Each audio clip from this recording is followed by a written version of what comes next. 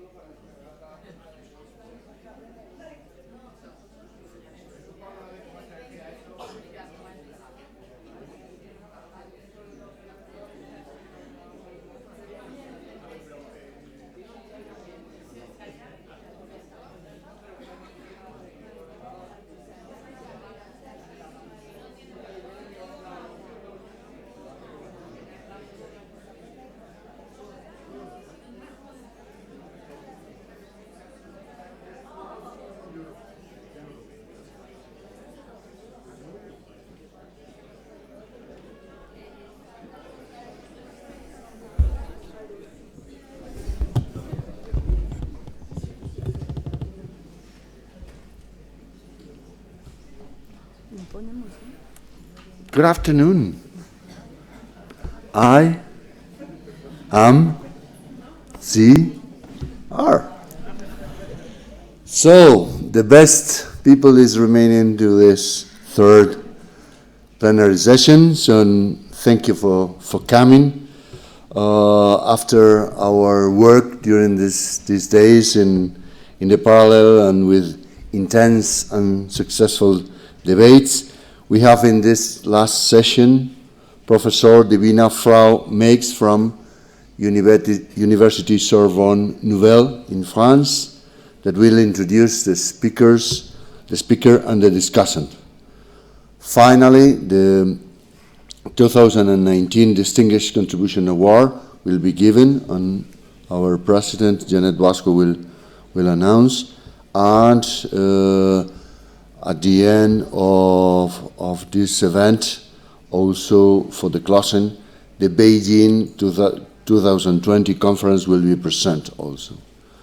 We remember you that you could use the application for translations, the All You Say application, and you could have with your headphones the translation in English and in Spanish. So please, if you have not downloaded now for listening to the interventions in English and in Spanish, because the sessions will be in both languages. So we hope you will enjoy this last session, and please remind, if you want to participate in Twitter, to use our hashtag Iamcr 2019, and for the questions, hashtag Ask Iamcr. Bueno, bienvenidos a esta última sesión plenaria del Congreso. Muchas gracias por seguir aquí con nosotros después de 3 días de intensos, a la vez que esperemos fructíferos debates. En esta última sesión, la profesora Divina Frau Meix de la Universidad Sorbona Nueva en Francia presentará al ponente y al discussant. Antes de ello, subirá Janet Vasco, la presidenta de Iamcr, para anunciar el premio a la contribución distinguida que será entregada después, al final de la sesión plenaria. Durante el cierre de esta conferencia de Madrid 2019, también se presentará la próxima conferencia que tendrá lugar en Beijing en 2020. Solamente recordaros que podéis escuchar los servicios de traducción a través de la aplicación All You Say, que podéis descargar en vuestro smartphone o desde la app de vuestro teléfono, y no olvidéis pues vuestros cascos para poder seguir el debate en español y en inglés. Esperemos que disfruten de los contenidos de esta última sesión plenaria.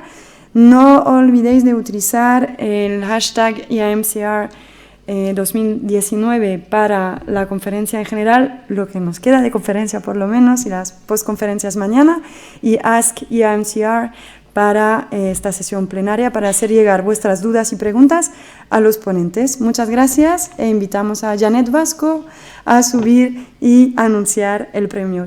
Janet Vasco, President of Iamcr, will announce the award before the plenary session. Thank you very much. Gracias.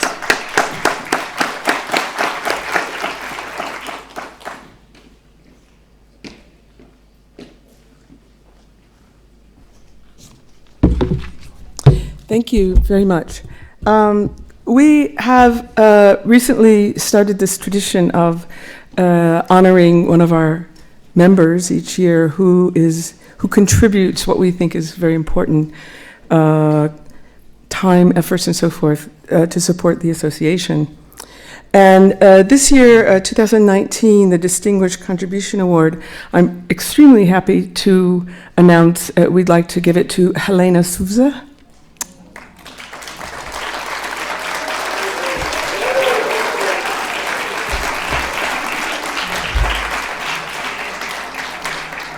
She now knows why I was insisting that she come.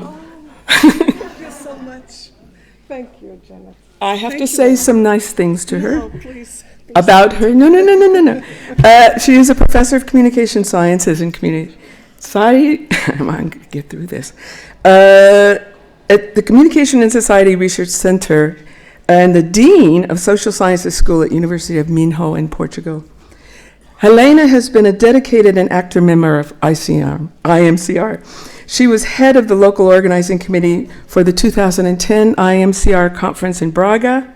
She has served as head of the political economy section, and she's now a member of the International Council, as well as currently heading the membership committee.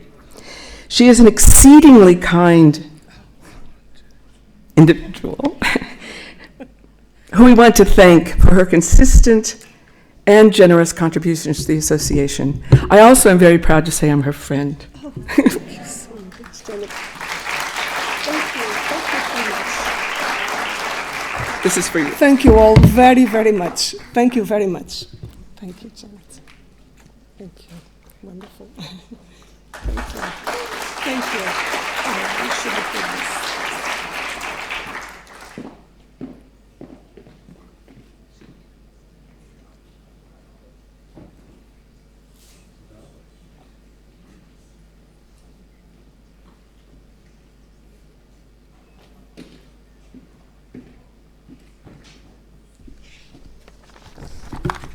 Good afternoon. Thank you all for staying in this last plenary session and resisting tapas and drinks and sights and the Spanish and Madrileñ good life. We're trying to make this as interesting as possible. This is the third plenary, and the topic, as you know, is about post everything, post Iamcr Madrid maybe, and ante something else. So think about that, because you'll be part of this conversation. So it's about communications and technology, what we know how to do best, and we'll discuss about the current situation. It's a very timely topic attached to dignity, which is a topic to which I am myself very attached, coming from a background where dignity was lacking, a background of illiteracy, a background of immigration, a background of war, and I suspect a lot of you come from this kind of background. Dignity is an interesting question because it's often polarizing. It's often antagonized with freedom. It's often antagonized with universal and relative approaches to dignity. And I've had a recent experience that I want to share with you before I give the floor to our distinguished guests. It's an experience that shows the timeliness of this issue, because I was part of this European expert group on fake news. And when we started reporting about it and thinking about solutions to fake news, the issue of dignity appeared right away. Fake news is not illegal. It's not like hate speech. Hate speech is clearly part of undignified speech.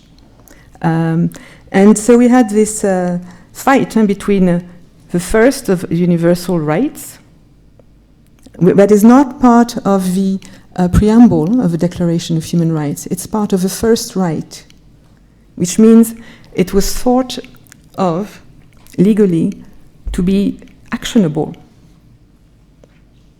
Just like freedom of expression, Article 19. So, and what is astonishing is that in the development, in the interpretation we've had of dignity, it's been often confronted with Article 19 and freedom of expression. Because, of course, if you put dignity first, as we tend to do in European law, then there's going to be curtailed freedoms. There's words you can't use, there's hate speech, there's incitement to terror, there's racism, there's negationism, etc., etc. And in that group, we had Americans who were saying, no, this is not the first article, it's the First Amendment. Freedom of expression, and the platforms are American by law. So there was this polarization, and we had a lot of negotiation to do to establish a kind of active public value of dignity. And it's interesting that this is now coming to issues of representations and to the profession that deals with representations, in part, journalism, and its utility and its reference to the freedom of expression world. And so the questions we have are on the one hand legal, and this is why we have a discussant that I'll introduce in a minute, who is a professor of constitutional law, but the issues are also anthropological, which I think is the first of what Jeff Jarvis is going to tell us. Where is the human in dignity? Where is the right? Can we turn a right, like dignity, into services by platforms and by media or by professions? Okay, so I'm putting it at a philosophical level to ensure that you stay mobilized, because we continue the conversation with everybody. We are less than in the first two plenaries, thank God. So I'm changing a little bit the routine. You were supposed to write your questions on papers, but in fact, I think it would be more lively if we just go around and you raise your hand and you ask your questions. Just have a warning. If you start a conference of your own, I'll stop you. And if you last more than 5 minutes, the rest of the room will kill you. This is for dignity and freedom of expression, okay? So just be warned and prepare yourself.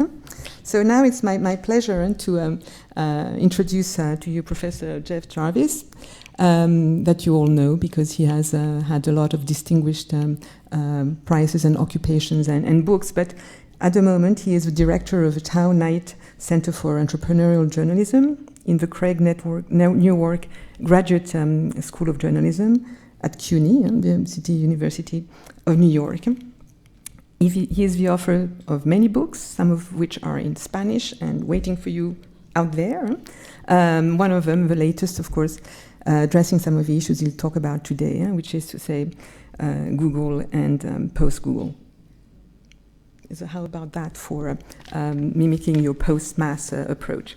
So first, Jeff, thank you.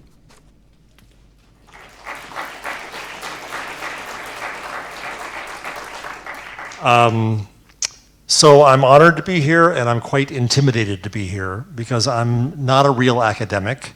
I'm just a journalism professor. And so I'm amid scholars and researchers, and I'm very conscious of that, so I hope I have something of value to say for discussion. But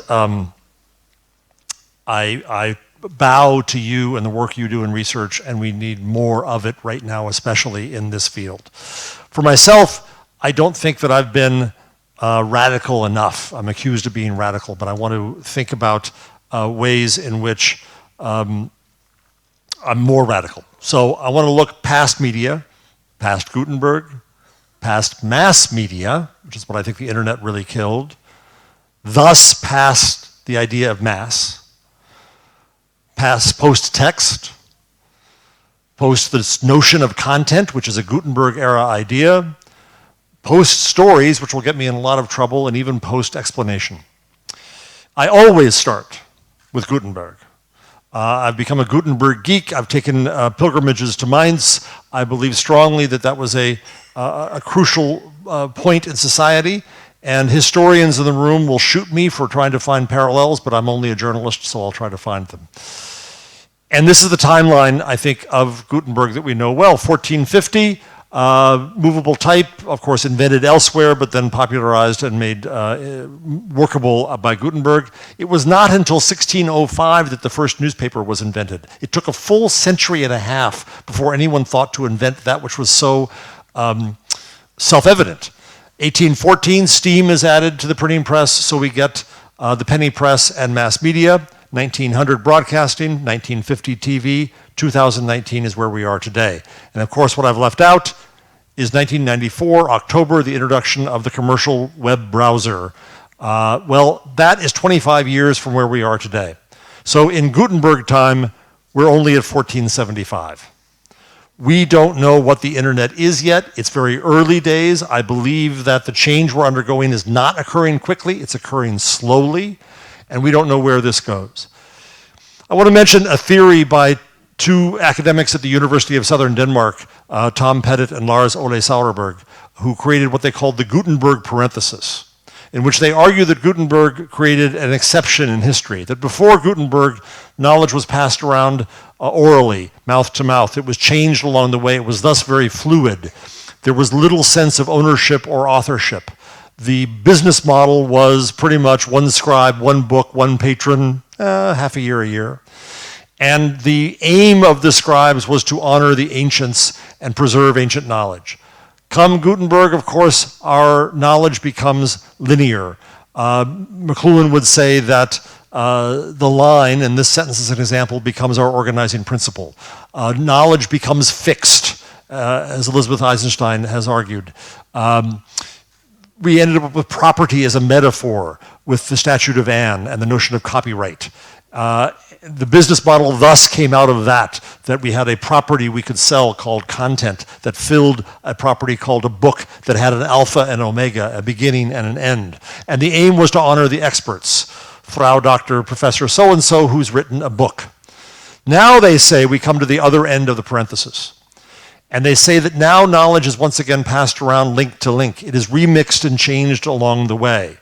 Ownership and authorship are now more uncertain, and thus we're fighting about copyright, especially here in Europe with the copyright directive. The business model is quite uncertain, and we don't honor anymore the ancients, certainly, and we don't even honor experts, which is an issue we're grappling with these days. But instead, my friend David Weinberger, whom I'll quote later, says that we honor the network. The smartest person in the room is the room itself, is the network that connects us. So I think what we come to is the impact of the internet on the mass media business. What we've learned in trying to take the old models over into the new world is that they don't work. The volume-based advertising market that we had does not work in this new market, and it inevitably leads to corruption.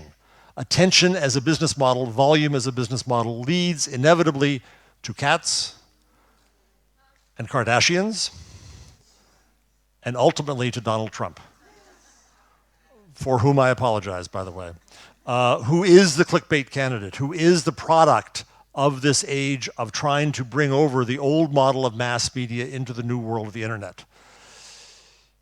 So if advertising corrupts and advertising is an issue, then we have everybody rushing toward paywalls. But paywalls, of course, discriminate.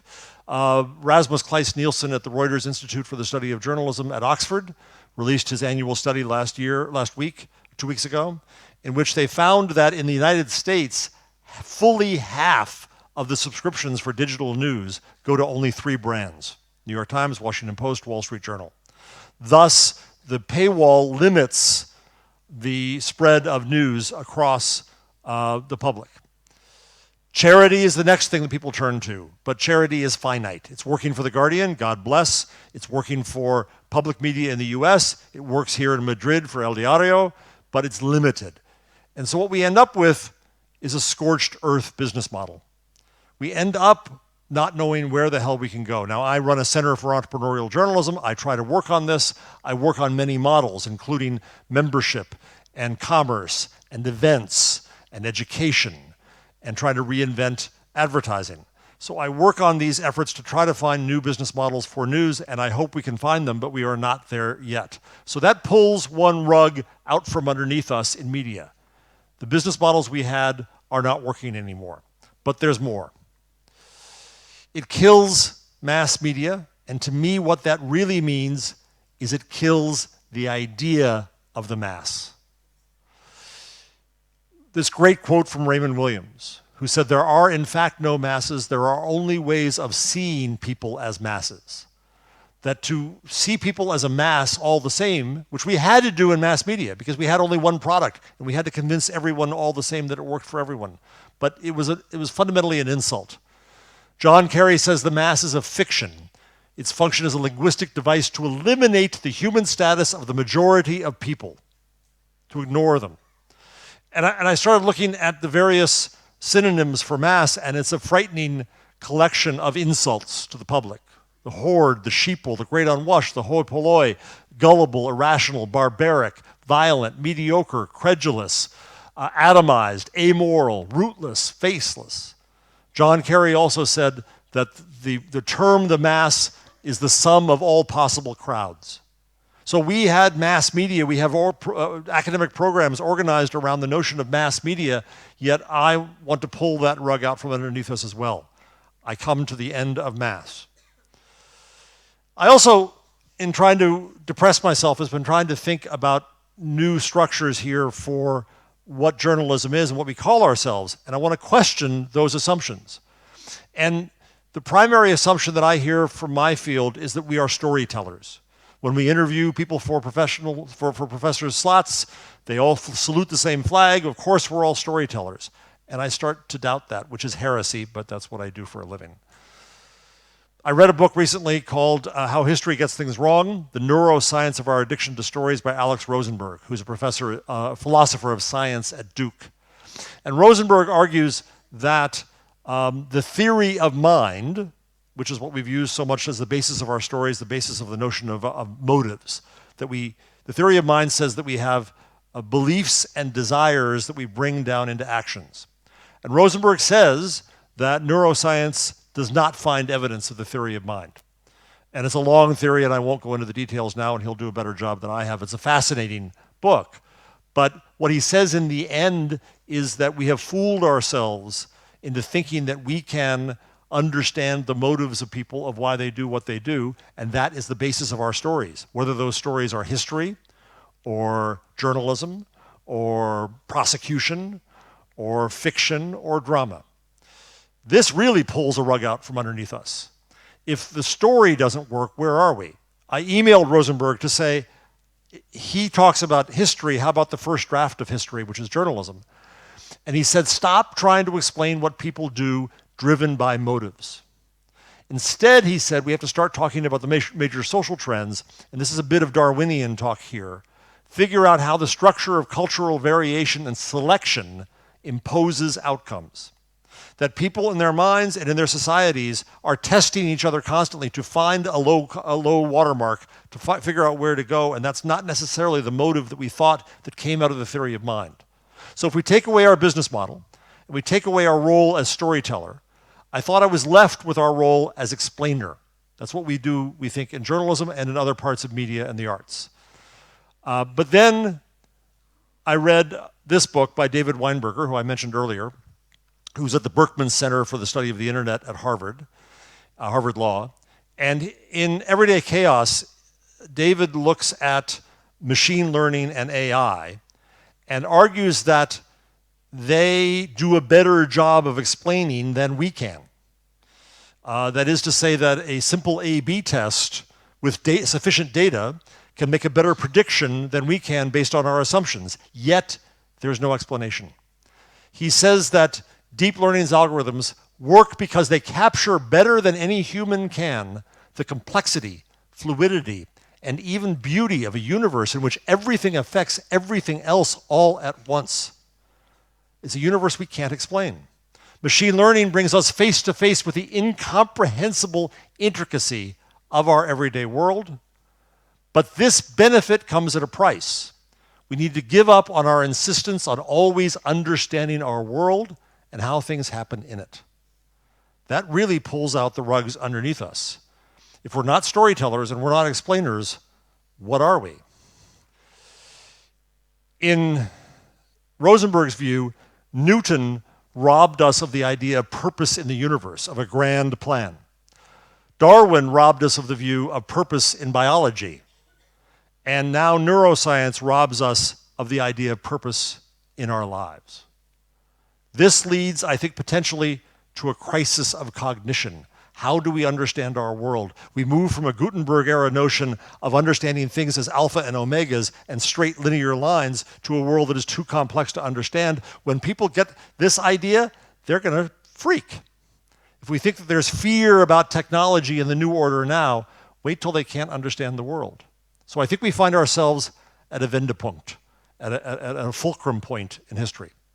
I believe that Wendepunkt is the internet. I'm too old to know. I'll be long gone by the time we hit past 1475 and Gutenberg years and understand what the internet really is.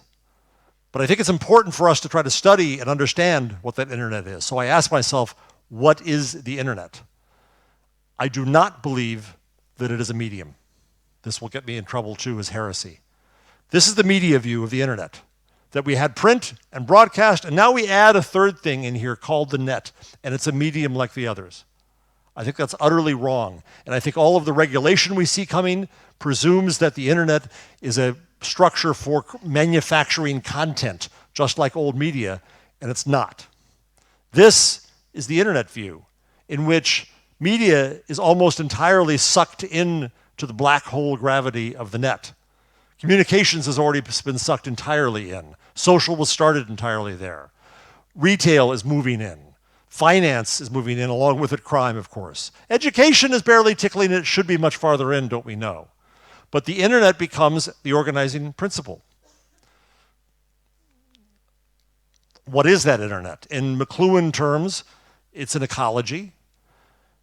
But if everything is media, then nothing is media. How do we judge ourselves in the study of media, what media becomes in this world where it is subsumed by something new? To my mind, my definition of the internet is that it's a connection machine. It connects people to information, information to information, which enables AI and machine learning, and machines to machines. That's the magic of what the internet does, and how we use that, we're just beginning to learn. So what's different about that thus in society?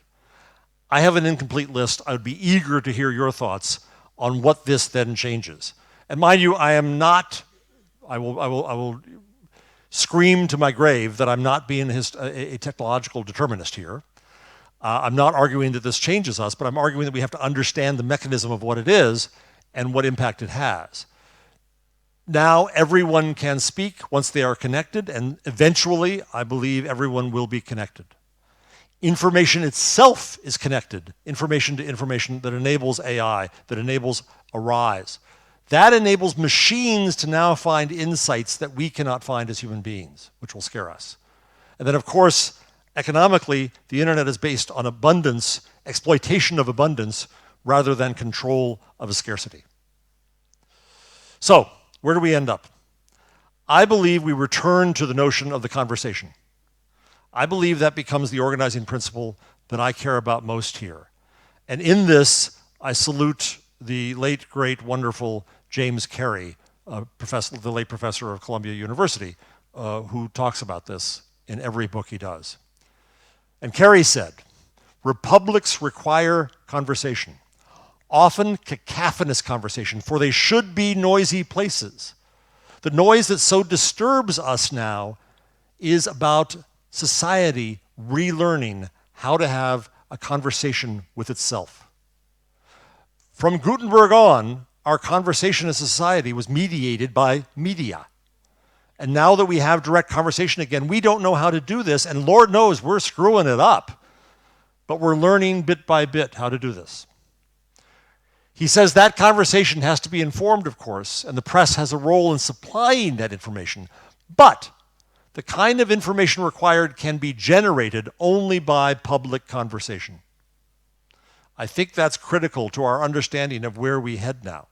And again, I think that it's a mistake to believe that what's on the internet is a product called content made by an industry called media. Instead, what is occurring there is a public conversation.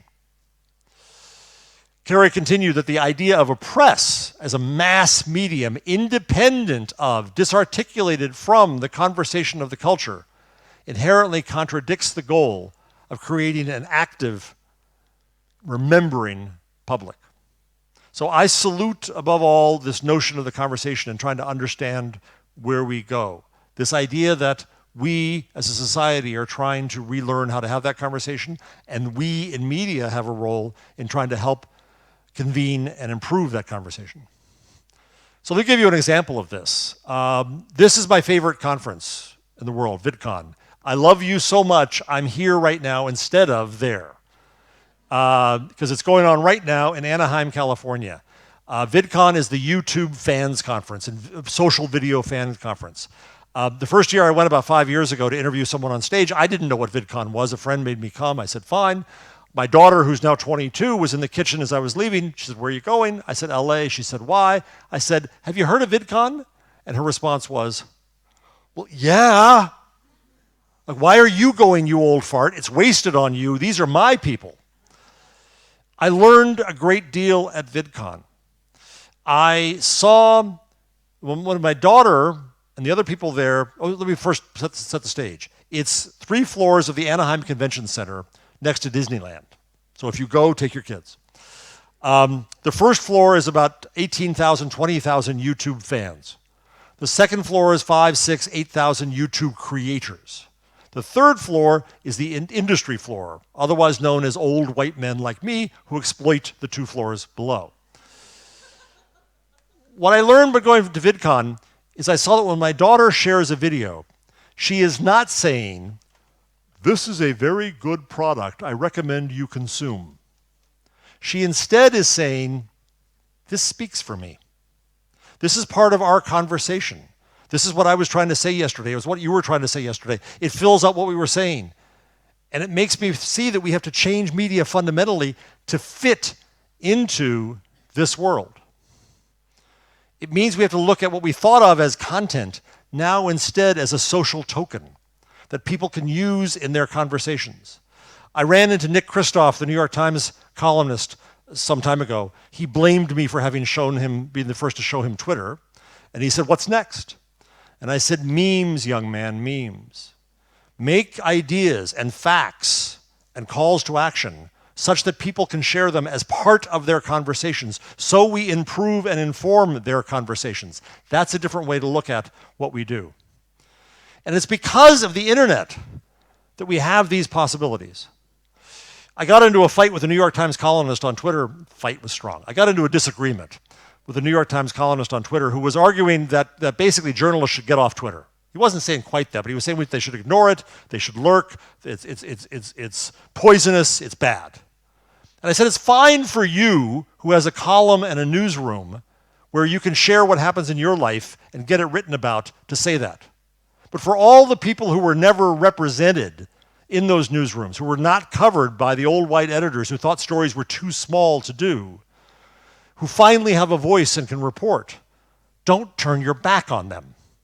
It is the internet that enabled Me Too, Black Lives Matter, and most importantly in my mind, the hashtag Living While Black.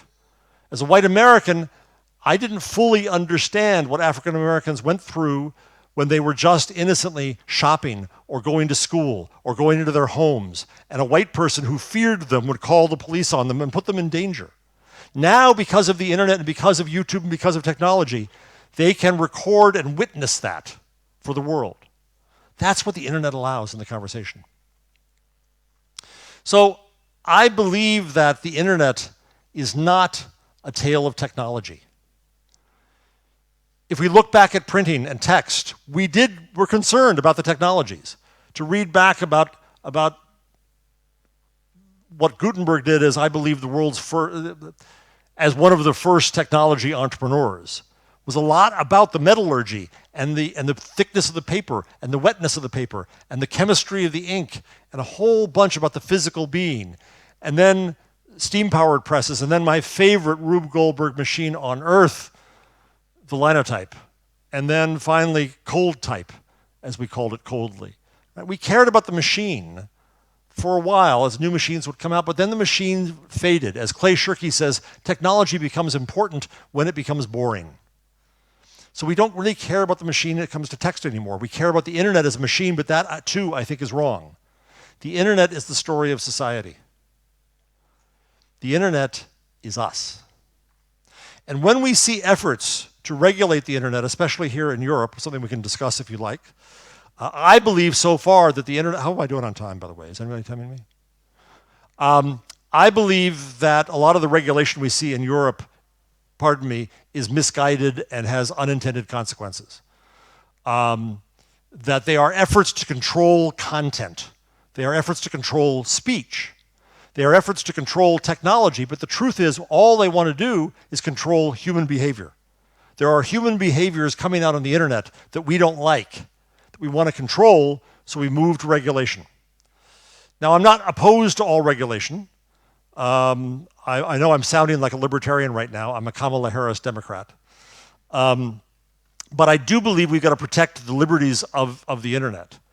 And so I'm part of a long title, Transatlantic High-Level Working Group on Content Moderation and Freedom of Expression that was convened out of University of Pennsylvania and University of Amsterdam. And I've heard really smart new structures for regulation that are flexible, that enable a fluid discussion around what we want as a society.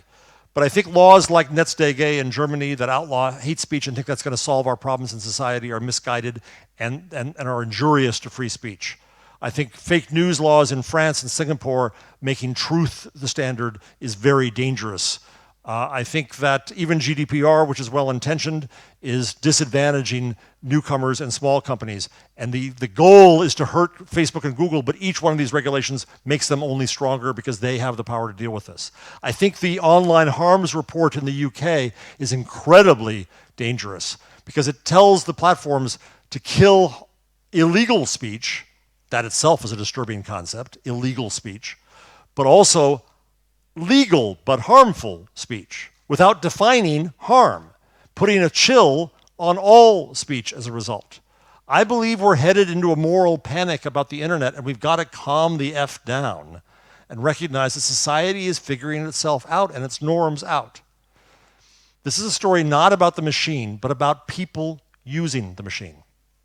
So that makes me ask whether we in media should be doing media studies or perhaps now net studies, network studies, the network that is society. And it makes me ask this: what can other disciplines bring to us? As I think that I'm not radical enough about journalism, and I've got to rethink it more, I start to say that we should start not with what we've always done, but with the problems society has, and to figure out what new solutions we can bring to those problems. This is a quote from a book that was written beautifully in 1994, just as the commercial web came out, so it was unaware of the commercial web.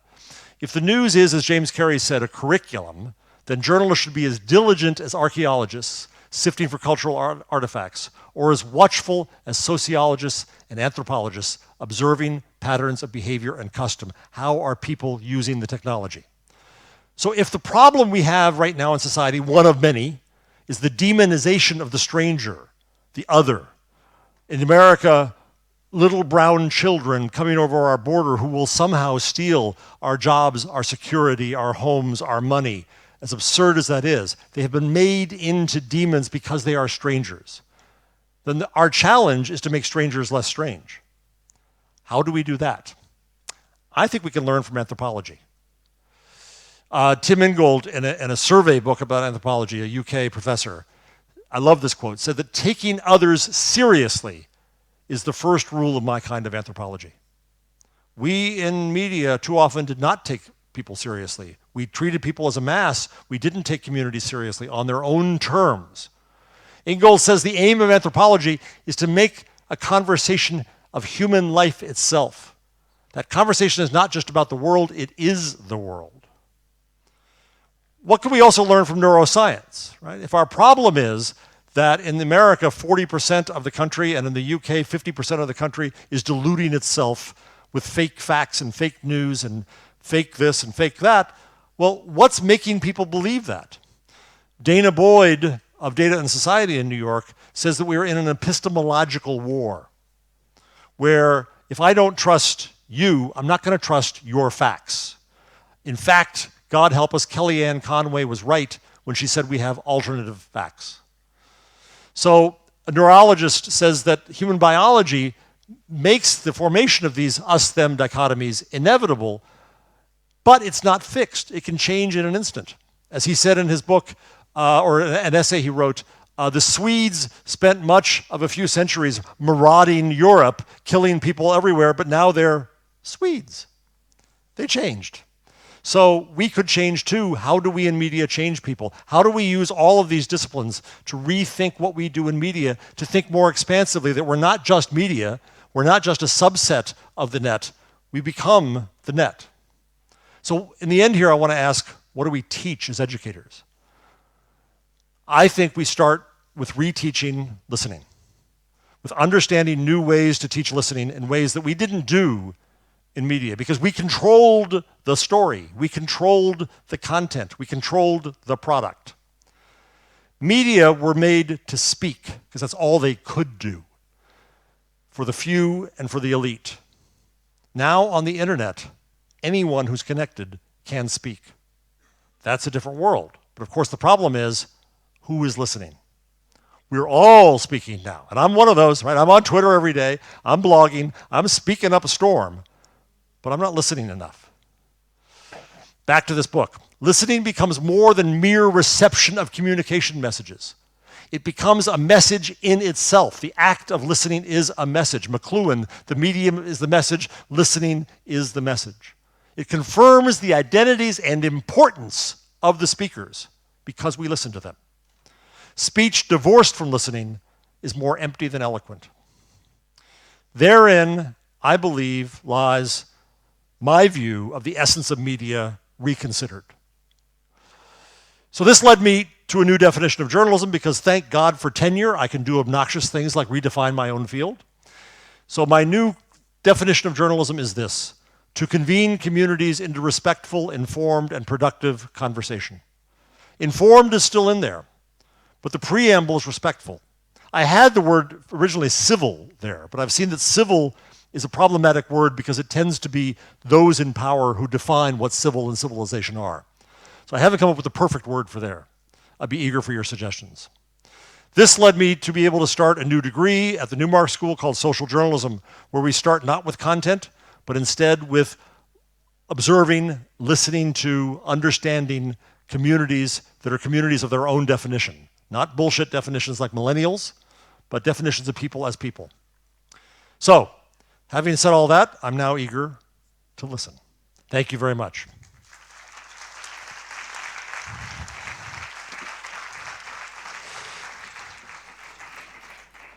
I'm having problems getting my app to work if mine doesn't. Well, I hope you listened to this earth-shaking mass mortem.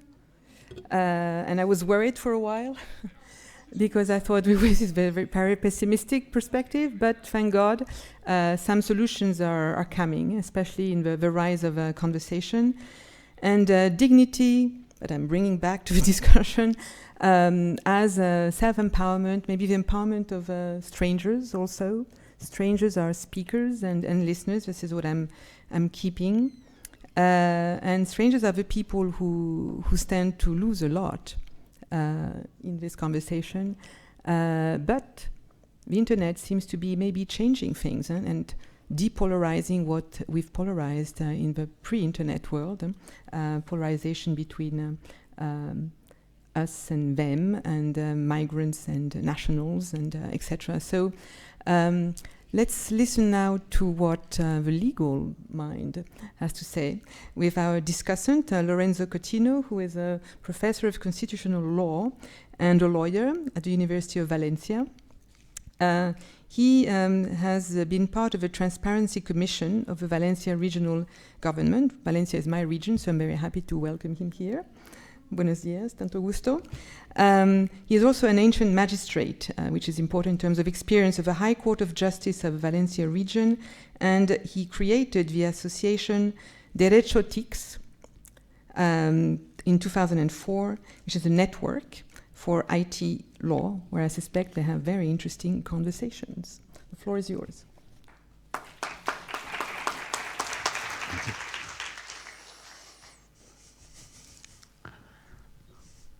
Well, thank you very much. I have one presentation. I don't know if it's prepared.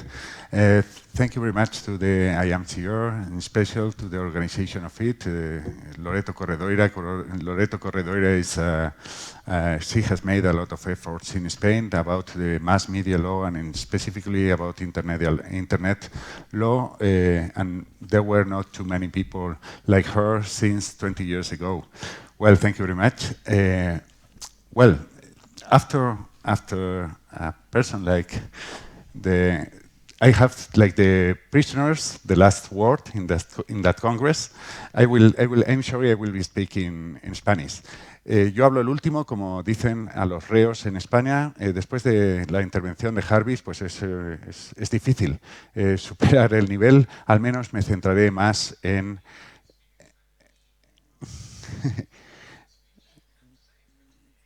me centraré en... Bueno, empiezo ahora mi intervención. Me centraré en el punto de vista que yo conozco más en estos últimos 20 años, el tema desde el punto de vista de la regulación legal, en un sentido muy amplio, pero centrándonos sobre todo en el tema de libertad de expresión. Bien, él ha señalado que Internet, y estoy plenamente de acuerdo, ha de ser una conversación productiva, respetuosa e informada. Internet somos nosotros, 4.300 millones de personas. Antes era la opinión pública, eran los líderes de la opinión pública y ahora son estos 4.300 millones de personas interactuando continuamente en Internet, pero también son ellos, son básicamente las plataformas. Las plataformas que casi se cuentan con los dedos de una mano deciden la libertad de expresión de estos 4.300 millones de personas y tienen en sus manos, en muy buena medida, también otros derechos. Y Internet obviamente no es una máquina, estoy plenamente de acuerdo, no es un medio de comunicación, es más bien un modo, o es casi el todo. Es difícil antes hablar de regular el papel, tampoco la calle es un objeto en sí de regulación, pero yo creo que el punto de partida, posiblemente más desde Europa, es que para que esa conversación productiva, respetuosa e informada sea posible, es necesario que el derecho intervenga. En su intervención he recordado una de las primeras sentencias de Internet, precisamente la sentencia del Tribunal de Distrito de 1996 en Estados Unidos, previa a la decisión del Tribunal Supremo, gracias a la cual hay libertad en Internet, que decía que Internet es una cacofonía permanente, es un caos, decía, pero que precisamente la fuerza de Internet era ese caos. Y por eso había que protegerlo con el máximo nivel de libertad de expresión. Estoy plenamente de acuerdo para 1996, pero sí que es cierto que si Internet es un caos, es una cacofonía y además tiene elementos tóxicos, pues con los años pues, podemos ir aprendiendo a orquestar en alguna medida que se pueda producir esa conversación productiva, respetuosa e informada. Bien, como yo no hablo en nombre de nadie, menos de Europa, ni de la Unión Europea, pero sí que es un elemento importante tener en cuenta que el derecho de la Unión Europea tiene una vocación expansiva, bastante criticada, sobre todo con el GDPR, con el Reglamento de Protección de Datos. También ahora con la inteligencia artificial. El plan de la Unión Europea es una inteligencia artificial Made in Europe, trust-free, confiable, basada esencialmente, para que sea confiable, basada en la dignidad humana y en lo que llaman ética y cumplimiento normativo en el diseño. Son elementos que nacen también de la misma idea de privacidad en el diseño y lo cierto es discutible esta vocación expansiva. Tenemos ahora a punto de resolver el caso Google en Francia si se expande sus efectos a todo el mundo.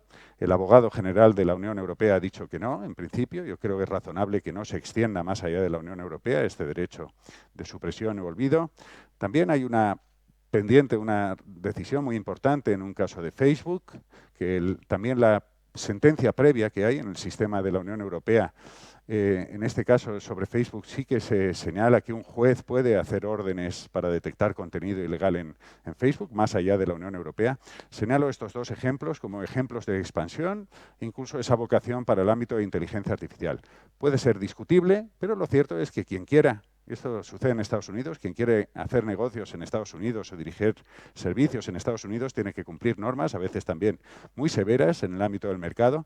En Estados Unidos, pues aquí valoramos la necesidad de que quien se dirija hacia la Unión Europea pues tenga que cumplir. Como digo, pues entiendo que ahí puede generar dudas. La Unión Europea, y en este caso en el Consejo de Europa, 47 países, sí que tenemos alguna doctrina clara desde 2012 de que ha de haber garantías judiciales para el corte, cierre, bloqueo de Internet, que estas decisiones, cuando las adopta el Estado, no solo han de ser judiciales, sino que han de estar basadas en una ley en una ley, era un caso de Turquía, un gran amante de la libertad de expresión en Internet, como todos sabemos, y que no vale solo que haya una ley y un juez, sino que ha de haber criterios claros de proporcionalidad. No obstante, esta doctrina, que es clara, falta proyectarla en muchos ámbitos diferentes de Internet y hablaremos algún elemento más. No obstante, uno de los temas jurídicos, creo que está automática la presentación, lo siento, no es que esté nervioso, es que funciona solo esto. Esta inteligencia artificial, pero no muy inteligente. Bien, la responsabilidad en Internet. Aquí sí que debo denunciar, digamos, una gran discrepancia entre el modelo de Estados Unidos y el modelo europeo. Estados Unidos, por resumir muy mucho, la sección 232, los intermediarios no son responsables. En la Unión Europea, el punto de partida fue ese, en el año 2000, nuestra normativa, pero la realidad, y especialmente con la sentencia del Tribunal Europeo de Estrasburgo 2015, caso Estonia, un medio de comunicación online fue declarado responsable civil por los contenidos que habían sido ilegales y que él había alojado y que él además, en cuanto se los denunciaron, los retiró. El Tribunal Europeo, en una sentencia además de gran sala, señaló que la plataforma, el medio online, debía haber tenido más cuidado, haber puesto más filtros de los que ya había puesto e incluso debía haber puesto vigilancia humana temiendo un peligro para la lesión del honor de una persona. Lo cierto es que este es un modelo totalmente contrario al de Estados Unidos y sobre todo que en Europa genera un claro chilling effect, un efecto amenazante para la libertad de expresión, porque además no es una doctrina clara, sino que deja a cada país y a cada tribunal que determine la responsabilidad por los contenidos, tanto de medios online e incluso en plataformas. Temas relacionados también, los filtros en Internet. El derecho europeo ha tenido una evolución desde el año 2011, primera sentencia Sabam, hasta hoy mismo. Una evolución, no lo estoy juzgando ahora, luego haré alguna crítica. En este sentido, creo que puede ser preocupante. Hemos pasado de una doctrina bastante clara. No se puede imponer filtros automáticos a las plataformas para que detecten contenidos ilegales de propiedad intelectual, de protección de datos, de privacidad, de otros bienes jurídicos. No se puede imponer filtros automatizados. Primeras sentencias en razón de la libertad de expresión. Y 2013 se ponen matices. ¿Qué matices? Bueno, sí se pueden imponer, primero, si hay una ilegalidad, si un juez lo determina después de esa ilegalidad. Y el último paso en esta evolución lo estamos dando ahora. La Directiva de Propiedad Intelectual de este mismo año, artículo antiguo 13, ahora artículo 17, establece la obligación de que hayan filtros automáticos en las plataformas para detectar ilegalidades en propiedad intelectual. Como ven, estamos de un primer momento, no, la libertad de expresión no lo permite, a un momento de es obligatorio que la plataforma lo imponga. Habrá que ver cómo se aprueba definitivamente y cómo lo aplican los tribunales, y acabará siendo un derecho particularizado en algunos ámbitos y sectores, propiedad intelectual, datos, comercio, y habrá que ver sobre todo las garantías que se señalan. También hay que señalar si en Europa podemos preguntarnos si se está dando una autorregulación de las plataformas. Las plataformas, ellas han autorregulado, ellas han establecido por su cuenta sus políticas, ellas las están aplicando como les da la gana, muchas veces sin ninguna garantía para los 4.300 millones de usuarios de Internet. Ya existía una autorregulación y lo que está sucediendo son mecanismos originales, que posiblemente son algunos de los que ha señalado Jeff Jarvis en sus diálogos con la Universidad de Ámsterdam. Hay mecanismos de autorregulación o como, por ejemplo, el Código de Autorregulación de la Unión Europea de septiembre de 2018, que es una autorregulación impuesta. La comisaria europea dijo, o ustedes, plataformas, se regulan en temas de desinformación y fake news, o yo les regulo en medio año.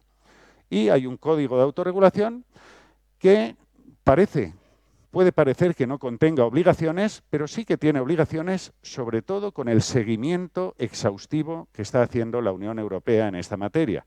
Es una forma de mecanismo constante de información. ¿Qué estás haciendo? ¿Qué no estás haciendo? ¿Por qué haces esto? ¿Por qué no haces estas otras cuestiones? Es un tema específico, pero como digo, el problema a veces es que se impongan regulaciones desde fuera, a veces hay que forzar la autorregulación y a veces directamente hay que regular. Tenemos varios ejemplos de canales de denuncia que empezaron con la DMCA en Estados Unidos, la obligatoriedad de establecer canales en materia de propiedad intelectual, y que en Europa se han impuesto. Protección de datos, derecho al olvido. Una sentencia y luego el nuevo reglamento. Pero también obligatorio que tengan canales para ejercer derechos de supresión y otros derechos de protección de datos. Tenemos también la ley alemana, muy polémica. Tenemos la ley francesa que se acaba de aprobar este pasado martes, a la espera de que el Consejo Constitucional dictamine también su validez, que establecen canales de denuncia para contenidos específicos y que se bloqueen de manera automática. Entonces, vemos que se están generalizando este tipo de canales impuestos. En ocasiones, lo que se obliga es a un sistema no judicial, pero un sistema de árbitros o de expertos. Entonces, como vemos, hay distintos sistemas de autorregulación. Bien, hay quienes dicen, oh, esto es un peligro. Hemos privatizado lo que antes estaba en manos de un juez. Yo lo veo al contrario. Yo veo que ya estaba totalmente privatizado, las plataformas hacían lo que querían con sus políticas propias y ahora desde fuera se les imponen unos sistemas respecto de distintos derechos. En el caso de la DMCA, propiedad intelectual, en el caso de derecho al olvido, derecho de protección de datos, se le imponen canales para, primera línea de combate, que la propia plataforma vigile y decida, y si no, vías de recurso judicial, vías de recurso ante autoridades administrativas. Bien, yo creo que la clave en estos sistemas se pueden ir generalizando en unas áreas diferentes, son diferentes unas áreas y otras, no es lo mismo propiedad intelectual que derecho de protección de datos, que desinformación o que discurso del odio, hate speech, son elementos diferentes, elementos en todos los casos básicos van a ser la transparencia, saber los criterios que se utilizan y mecanismos de due process, proceso debido, ante las plataformas y luego ante las autoridades independientes o ante los jueces, pero sobre todo ante las plataformas. Tenemos la experiencia reciente, elecciones en España. Facebook, en concreto, no Facebook, sino WhatsApp, decidió, ni siquiera siguiendo su propia política de privacidad, cortar la información de los canales de los partidos políticos. Creo que es necesario que se mejoren los sistemas de garantía ante las propias plataformas y luego, en su caso, ante las autoridades nacionales y judiciales. Bien, debo también señalar, por ejemplo, los casos francés, alemán. Para mí lo peligroso de estos sistemas, no puedo explicarlos en concreto, son sistemas de denuncia ultrarrápida. En 24 horas, obligación de retirada de contenidos si son claramente ilegales, según una lista de delitos en Alemania, o en concreto por delitos de odio en Francia. Y obligan sobre todo a que las plataformas tengan mecanismos de respuesta efectiva en el país para responder en 24 horas y, si no es tan evidente, en 7 días. Estoy explicando muy brevemente el sistema. Para mí lo más peligroso de estos sistemas es la generalización de la persecución del discurso de odio en Europa. No tanto por el tema de las plataformas, sino que la oposición política o los corrientes no mayoritarias se están criminalizando en Europa. Y esto no es políticamente correcto ni siquiera decirlo desde la universidad.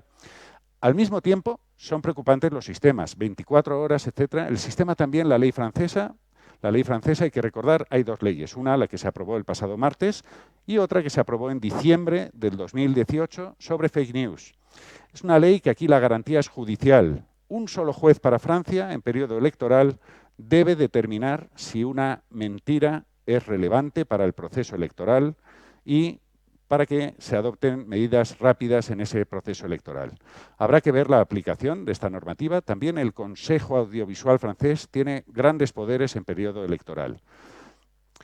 En este tema de desinformación, muy brevemente diré que creo que la línea seguida en el mundo, tenemos más de 30 países no muy democráticos que claramente utilizan el tema de desinformación y fake news para hacer una dictadura, para restringir el debate, y en Europa estas medidas probablemente no sean efectivas.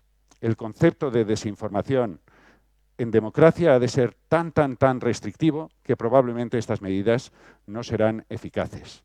Creo, sinceramente, que son medidas de cara a la población para intentar relajarla ante este temor a las fake news y de cara también a las plataformas. Ustedes tienen que hacer cosas.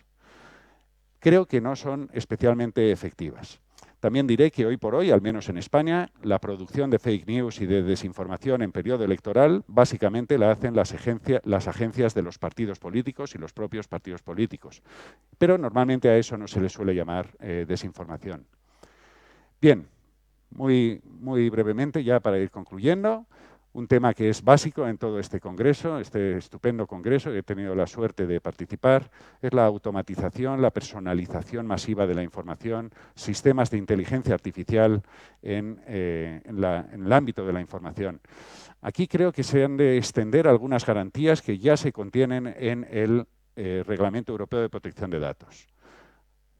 Hay que saber especialmente cuáles son los algoritmos que se utilizan para, al menos, que cuando impacte sobre las personas esas decisiones, ese mundo que nos están construyendo alrededor, podamos conocer cómo se están personalizando esas noticias e incluso poder impugnarlas. Artículo 22 del GDPR, muy reciente, habrá que ver qué desarrollos tiene.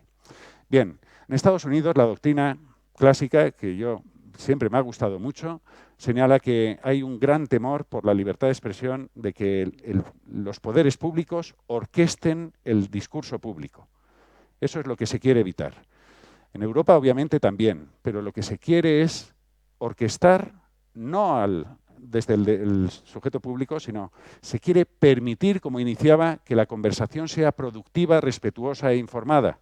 Para eso es necesario actuar especialmente de cara a las plataformas, considero. Estoy seguro de dentro de unos años, espero recordar dentro de 2 décadas, si llego, espero que sí, digamos, ¿recordáis cuando Internet era aquel sitio en el que había cosas muy buenas, pero había otras cosas tan malas? Algo lo hemos vivido ya con la legislación del tabaco. Se denegó muchísimo tiempo la intervención pública en esta materia para al final asumir que había elementos a erradicar. La Unión Europea, las líneas que se siguen, muchas veces creo que son peligrosas, pueden ser incluso incoherentes y no es una orquesta muy coordinada. Pero sigo pensando que no actuar y la libertad total en Internet de las plataformas no permiten la conversación de la que yo creo que Jeff Jarvis sostiene, esa conversación informada, moderada y respetuosa. Muchísimas gracias.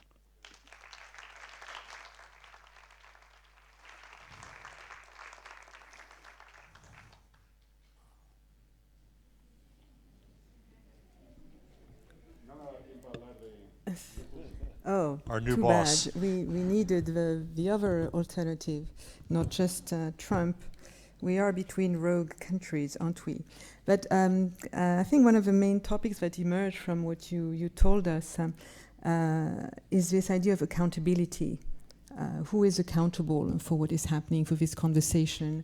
How do we ensure that the public good or the public value of dignity is promoted? And we see that France, I'm refraining from making any comments there, Europe, United States are not at all in the same positions. I think it's time to hear from all of you who are from somewhere else, because what you're seeing in a way is very much a Western debate on dignity and on information and integrity of information, integrity of democracy. What we're seeing is that maybe there are other ways, less polarized, that are part of your cultures. And I think it's maybe time for you to come up with your points and your questions. So We have several people. Chema, Dane, Nancy, where are you guys and girls? You're supposed to be passing the mic around. So raise your hand. I'm here so that I can see you. Up, a gentleman there. To the left, yes. Thank you. Okay, hello. Yes. I wanted to make a comment, a remark on this very insightful presentation. Can you present yourself, just because yes. we're in conversation? My name is Fernando Andach. I'm a professor at the University of the Republic in Montevideo, Uruguay, Latin America. And I found it very insightful, what Jeff said, about conversation, and it made me think of a wonderful essay from 2000 by the scholar Robert Danton, who works on the history of ideas. His paper of 2000, the New York Review of Books, says Paris Early Internet. And he convincingly shows how in Paris, 18th century, conversation was crucial in people. Yes. This famous Krakow tree, which was a krake, which was a rumor, gossip and songs, he says, were fundamental to take the news from Versailles to the city, and from the city to the Bastille and to the revolution. So my point is, we tend to forget, you were very nicely saying, let's not go into technological determinism, but I remember a paper by Sally Wyatt, a Canadian scholar, saying, death to technological determinism, long live technological determinism, because obviously we have to ask ourselves, what are we going to teach? Where are we regarding the internet? What is the internet? But at the same time, humanism, which has been also called dead, okay, I think is more alive than ever, because we have to keep in mind this idea that the conversation of mankind is crucial, whether it's in the internet, in the streets, people who are oppressed in our countries need, and as you said nicely, silence is the enemy. Silence is the sign. I lived through 12 years of dictatorship in my country. Whole region was leaden years, and the sign that characterized us was silence. Not more than 2 people could be found in the streets. 3 were already a meeting and was illegal. So long live the internet, in the sense that it promotes this conversation of mankind, and I really enjoyed your ideas. Thank you. Thank you for your comments. Would you like to add something? No, I think you're right that in Darton's essay, which I'll now look up, that's why I took notes, I forgot about that one. I think that there are many analogs for the public conversation in the past. I didn't mention Habermas. I think that the Habermasian view of the public sphere was too limited by far. And what excites me now is that we do have more voices who were not heard. And I think that's different, but we'll see. Any more questions?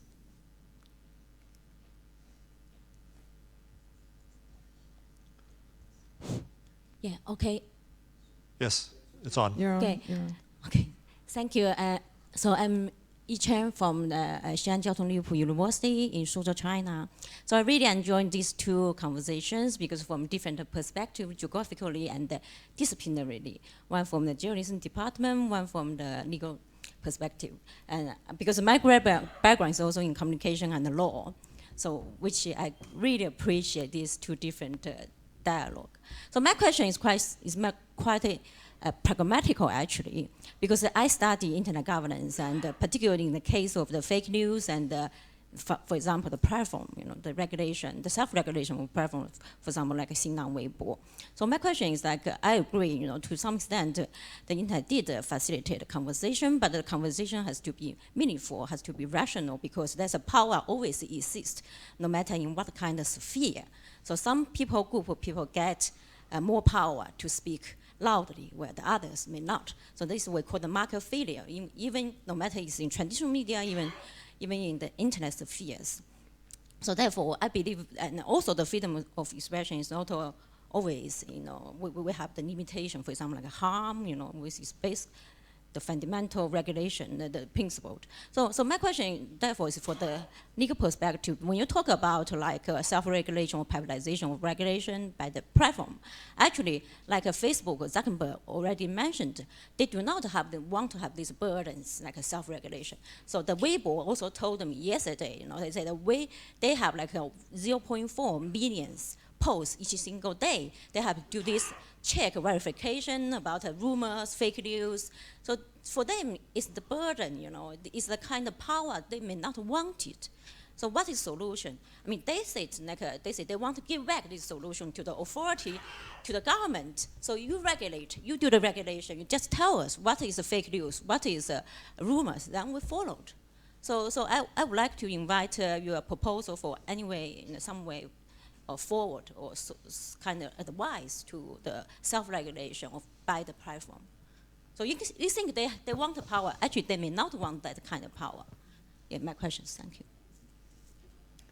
Es para usted si quiere o no las plataformas el poder de regular. Well, thank you very much. Well, I think no Harvey's, no me, we have any final solution, of course, but probably we have trends and different trends, probably.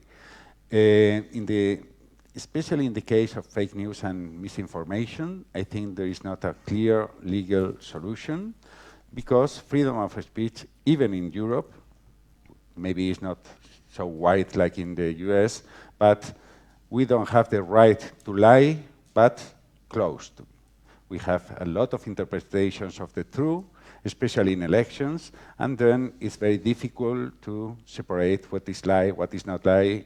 In the matter of ideas, it doesn't exist. Any case, the point, as you have said, is that for the platforms, it's a problem.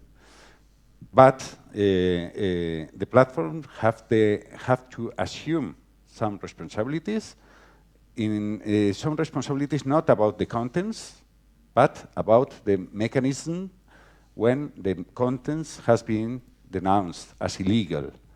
They have responsibility to put some measures, some tools to claim and to decide if the content is illegal or not. Of course, it is very difficult and it's a charge for them because they require thousands of people with legal knowledge about that, and it's a charge. But it's not possible to accept that a big platform, the German law, it told about 2 million users in Germany. We are not talking about new innovative platforms because they could be different, but a big platform has means, and the first line, I think, has to be in the platforms to distinguish in the idea of the laws. For me, the German and the French law, the most dangerous is not the means, the tools of they have to control contents. The problem is the idea of the hate speech to have to be prosecuted. I think it's the new censorship of the 21st century in democracy. I think the more problematic is the idea of the hate speech who has to be prosecuted, more than the obligation to have controls and tools to make the first control, and after the possibility to go to the authorities, independent authorities and judges. I think this model is not, we can experiment at least. I think the silence of law is worst. Not to do anything, I think is worst. If I may very quickly, I'm going to challenge your beginning, which is that conversations need to be meaningful or good or truthful or rational. No, conversations can be banal and stupid and wrong and hateful. That's part of what humanity is. I don't, and I know this is a different worldview here, but I fear especially government deciding what is a meaningful, rational, truthful, useful conversation. I also don't particularly want companies to decide this either. And they don't want to decide it either. So the hard skill we have to get in society, I think, is discriminating better as citizens and ignoring the trolls and ignoring the idiots. And that's the skill we've got to find ourselves with. In terms of the platforms and self-regulation, the view of the French regulation and out of the working group I'm in is that unless it is the worst of the worst, child pornography, incitement to terrorism, that kind of stuff, that the platforms, the belief is the platform should seek out and get rid of. But otherwise it's a question of liability. And the belief in many systems now is the platform should not become liable until they've been notified either by government or by users. And I think it's up to the platforms and their communities. This is part of what's missing. The platforms are not working with their communities. They should work with their communities to come up with the standards and norms of those communities that they then together enforce. Earlier today, I was over at THEU, the Universidad San Pablo, and I saw some really bright young people who were presenting a proposal for using the rewind Button? no, but what am I trying to say? The emoji for the users to mark hate speech, for the users to start to have an emergent standard where they say what they approve of and disapprove of, for the users to give the data to the platforms about what they consider unacceptable, so the platforms can build scaled AI around that. I'm much more interested in standards that come from the public and the citizens than I am any effort to come top down.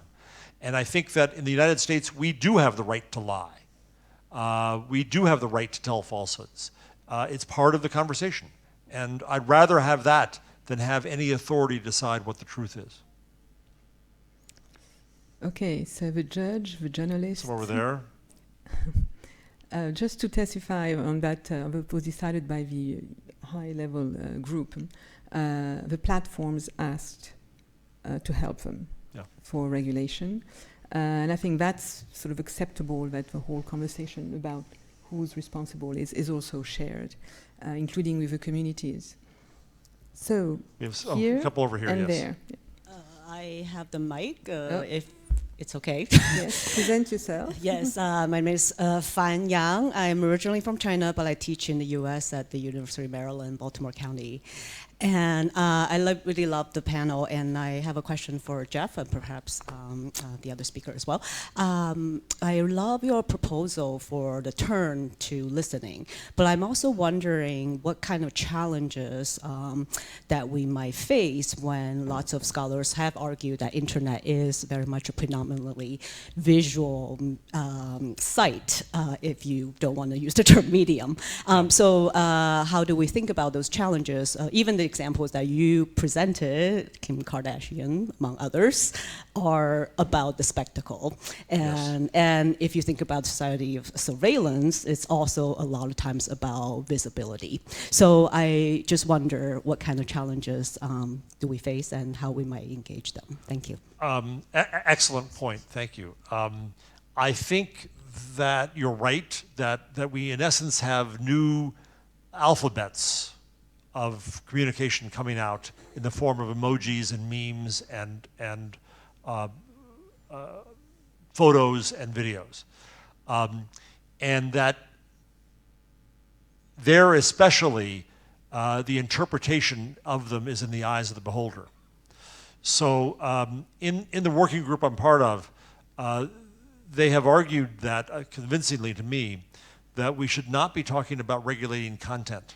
Because again, regulating content is regulating speech, and speech is in the eye of the beholder, and something that is, we had the case in the US recently of Nancy Pelosi, the Speaker of the House. A video was slowed down to make her look drunk.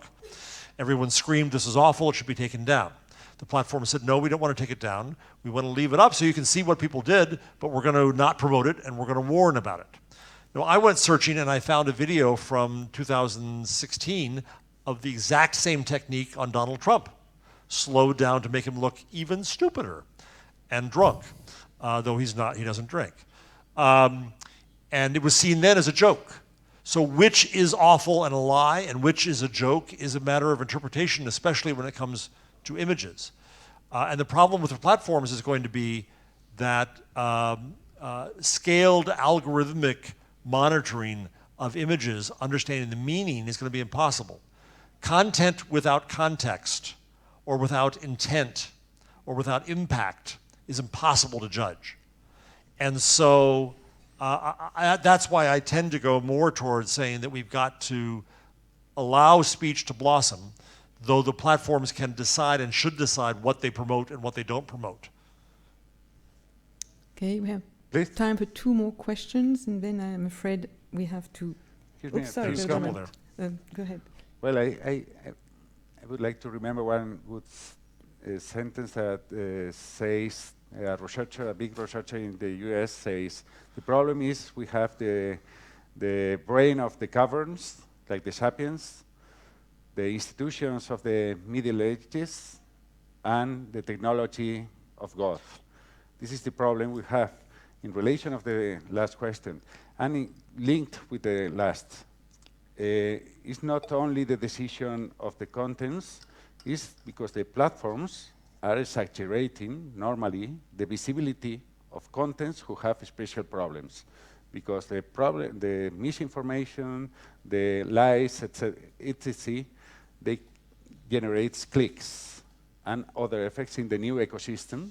And I think that it's possible to orchestrate not the contents, but how they work. And to have transparency, if YouTube puts, in our view, they put especially the videos that they are more exaggerated to get clicks, at least we have to know how they work. And at last, I'm sorry for my English, but maybe it's easier for the rest.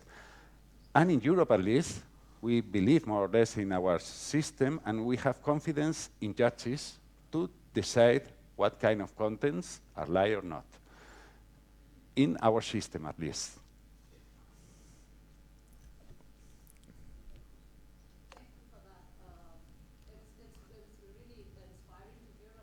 Comments, but I wanted to address Professor Jarvis on one point which you made about we will all be connected. And I want to talk about, just address that in light of two issues, one of access and related question of power. And what you just also addressed about, who gets to decide. The question is about fake news or untruths or lies or whatever it may be. Some of us, I should introduce myself first. I'm sorry, I'm Ruma Sen. I teach in New Jersey in a liberal arts college, but I'm originally from India. And for some of us who've grown up in the other parts of the world, we have learned to live with being the other and with the other for all our lives. So in those cases, we have, and I invoke Spivak in that, like who speaks for whom? And in these decisions about what is truth and what is not truth, whoever has a louder voice, whoever has more power, trumps over whoever doesn't. And the questions about access becomes really ambivalent. Even if you say, and I go back to my question about, will we all really have access, at some point in the future? But even if it is possible that all, millions of Indians have access, that access is also mediated. That's also controlled by the oligarchs. So what kind of access is that? I agree. I want to hear more voices, so I'll be very quick. I think this is what we're negotiating, and my fear is we're going to have a balkanized internet of 1,000 internets, and that takes away the power of connecting. And so we need discussions under the guise of human rights as to whether internet access freely given is a human right. We had a few more over here. Yep. Hello, my name is Trish Morgan from Dublin City University, and I was very interested in how different domains of knowledge can inform media and communications, like law and data science and neuroscience. And apologies in advance for the polemic, but there's no mention of environmental science informing this. There's no human dignity for anybody in the room or anybody that we might be purporting to speak for if the planet is frying as we speak, and if the UN says we've 12 years to turn the ship around, and in my lifetime we've got rid of 60% of everything else that's been on the planet. So I'm wondering if, as a domain of knowledge production, should media and communication scholars be putting that front and center? Because there will be no kind of algorithms in 50 years if the predictions are correct and things aren't done at a global level to turn that around. So I'm just wondering where the environment sits, who speaks for the environment, where that is represented in our domain and in our discussions. Thank you. Well said, and I think McLuhan would argue that it is all the environment, and that environment, media or environment or media, and so it does become our purview. I agree. There was one more. One more question down here. Oh, there's another one back there. Up back there. Is it all right if we continue a few minutes? I'm looking at the organizers. No. Thank you. My name is Gideon. I come from Cameroon. I'm assistant lecturer at the University of Yaoundé too. I want to get the presenter's reaction to a situation where people are cut off from internet connection. When there was a crisis in Cameroon last year, the government cut off internet for almost 3 months. In that case, what do we do? Secondly, there is a problem of access. To able to have access to internet, your telephones need energy, but when you don't have electricity, of course, that is a barrier to access. Thank you. Well,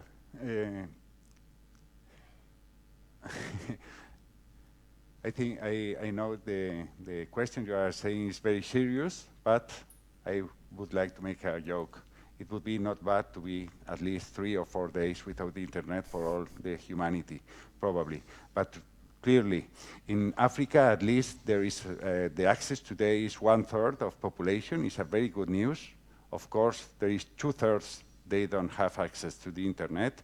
It's absolutely necessary for the future. And the right to access to internet, specifically in these areas of the world, have to be guaranteed. Have to be guaranteed as part of like the right to the water. And we have the experience of Turkey in Europe, and at least we have standards that these kind of measures are absolutely unconstitutional. And we have also the examples of Egypt and that, and from the legal point of view, they are absolutely clear against human rights. And no less than 30 countries over the world, they take advantage of the fashion to act against misinformation to make censorship and with different ways. And I think that Cameroon is one of them. Real quickly, these 2 questions about access, I think, are excellent and are the essence of the point of the future. I said people will be connected. You make me think, I'm on a podcast called This Week in Google, and last night we were talking about the Google Loon, which are the balloons that Google's getting ready to launch. And on the one hand, more fear, yet more power for a big company.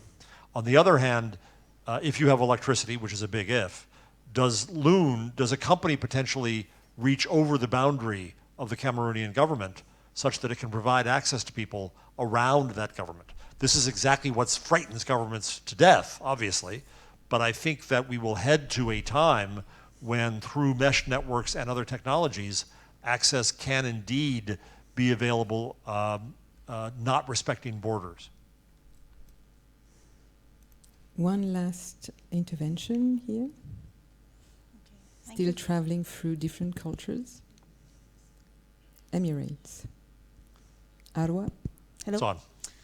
Thank you for the speech. I've got one question from Twitter, and the way it's mentioned, it seems it's coming from one of the students.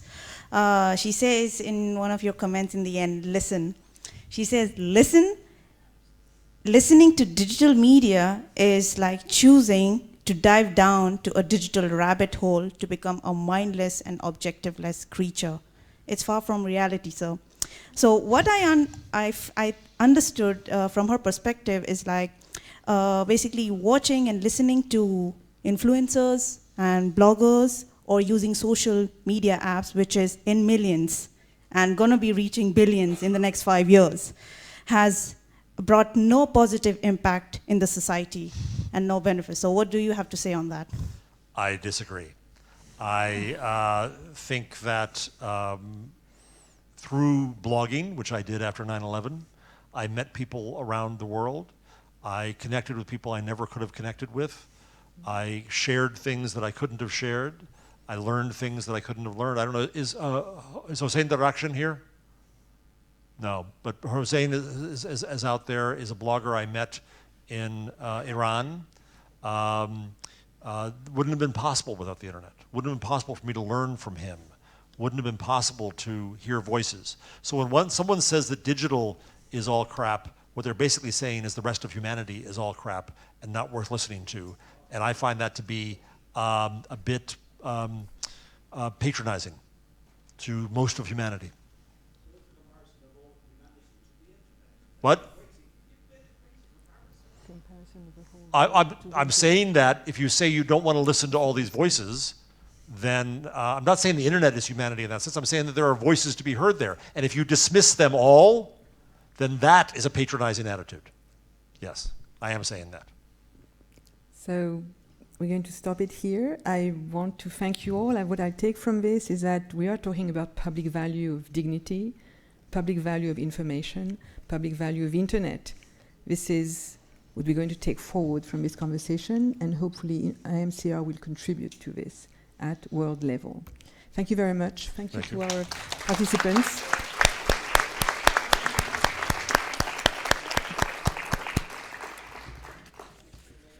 And now, the final act. You gave a ceremony, right?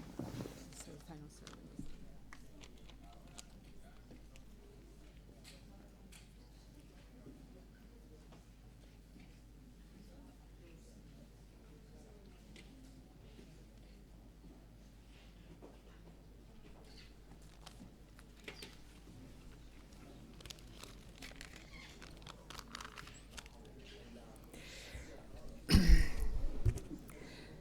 Thank you very much. All of you, I think, are ready to hear about our next IAMCR conference. And you may have heard that we are planning to meet in Beijing, China. We've been working on this a few years, and I'm very happy to be working with a really great team of professors in China, and two of them are here today with us. Min Hang from Tsinghua University and Yik Chan Chin from Xi'an University. Yeah.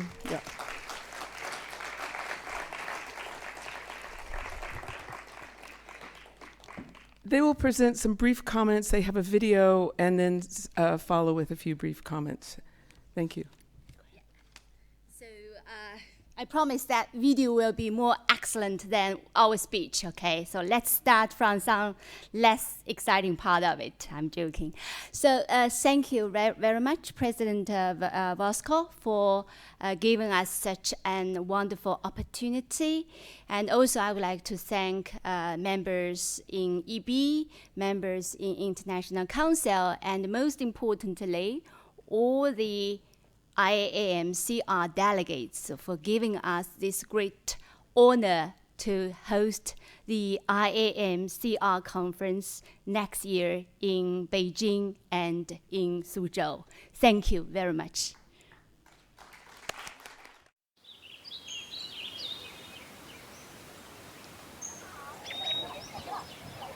Dear friend from all over the world, it is my great honor to send you my warmest greetings and welcome from the beautiful campus of Tsinghua.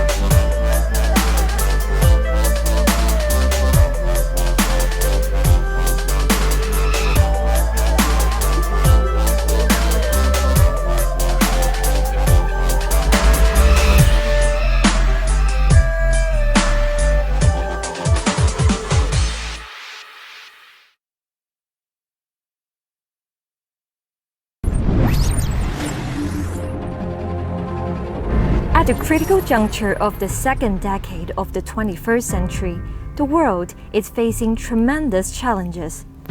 This year's conference aims to respond to those challenges by re-examining the roles and patterns of global communication while including local voices seeking critical reflections and exploring feasible agendas for a shared digital future based on inclusiveness, respect, and reciprocity.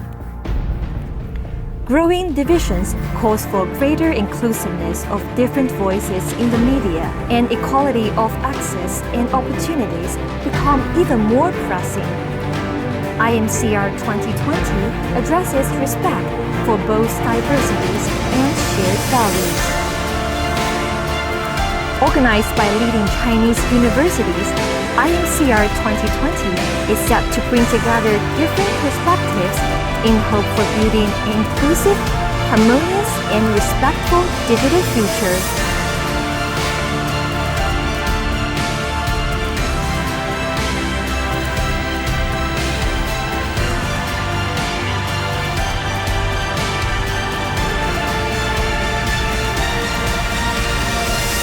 We look forward to your participation in the conference. Welcome.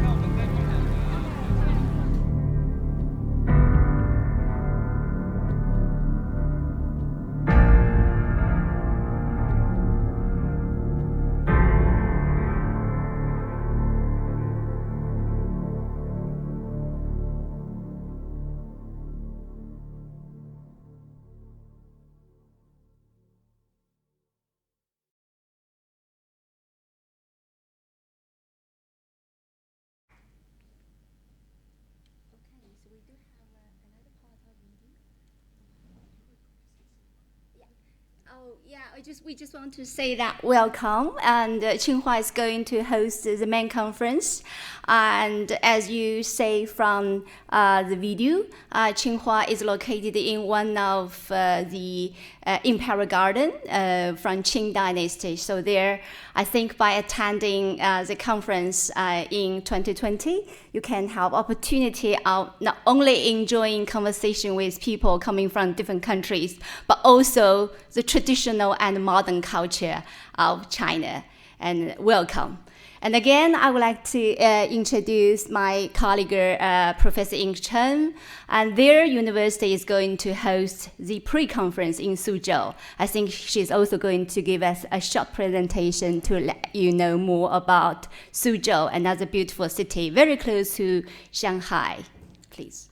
Okay, and speak again. So actually, we prepared other video, but there's some problems, so we didn't show it.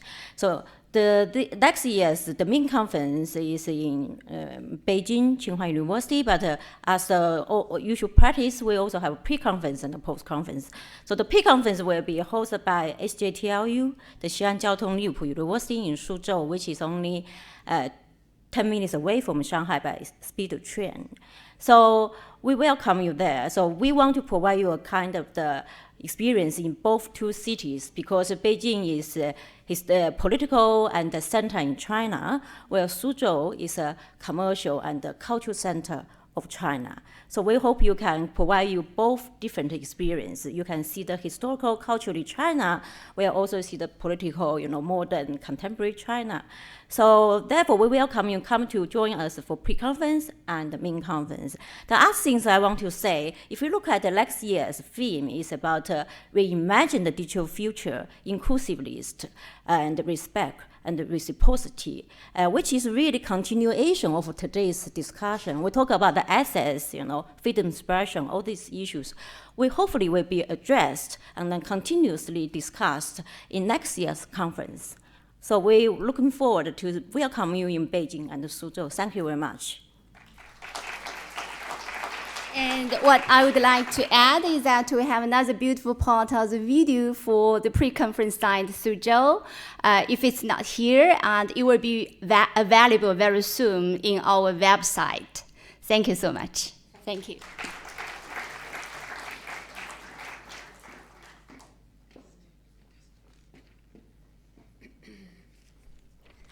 Thank you very much. Of course, there will be more information and so forth very soon sent about the conference. And I'd like to thank our Chinese colleagues who are also, of course, researchers and members of Iamcr and have been very active in the past in our organization. We now want to again thank Madrid, thank the team that Loreto put together. And I want to invite Loreto to the stage. She has to come up here.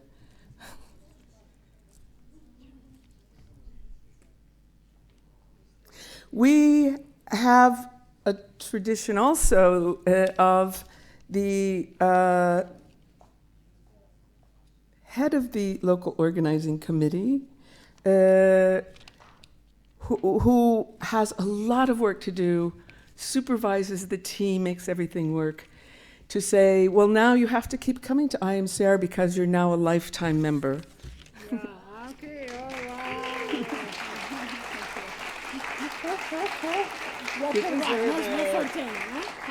See, so they can't run away.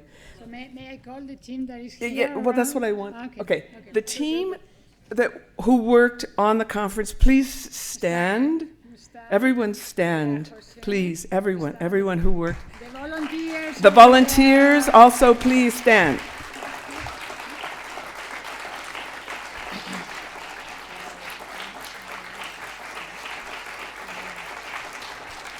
There are so many of them that we decided we couldn't give you flowers, all of you, so we're going to give these to Loreto for all of you. Thank you very much.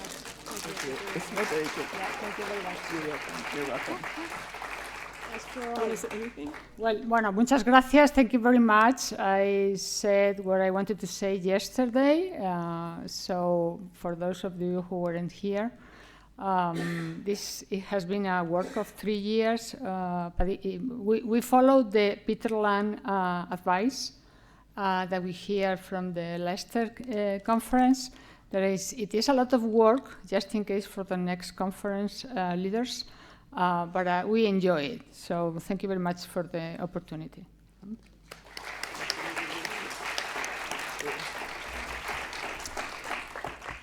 We are also talking to many other people about conferences even further in the future, which you'll hear about. I want to thank all of you for participating. We all make the conference work in many ways. And all of the section heads and working groups, again, I want to say thank you, especially. You put in a lot of hard work, and you're also the core of the organization. So thank you, all of you.